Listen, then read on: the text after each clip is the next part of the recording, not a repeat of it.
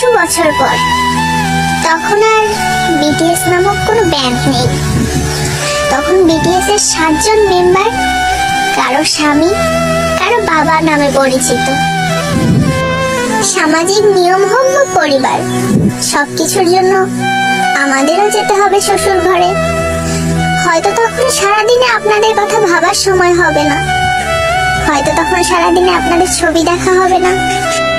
সারাদিন হাজারো ব্যস্ততার পরে যখন ক্লান্ত শরীর প্রশান্তি চাইবে, তখন বিছানায় শরীর এলিয়ে দিয়ে বালিশে মাথা দিয়ে আপনাদের কথাই আগে মনে আসবে।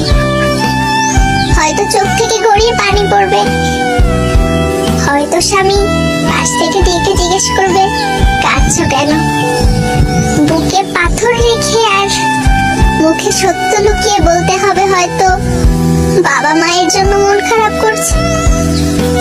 আড়ালে হোক, আপনারা আমাদের মনে সারা জীবন থেকে যাবেন।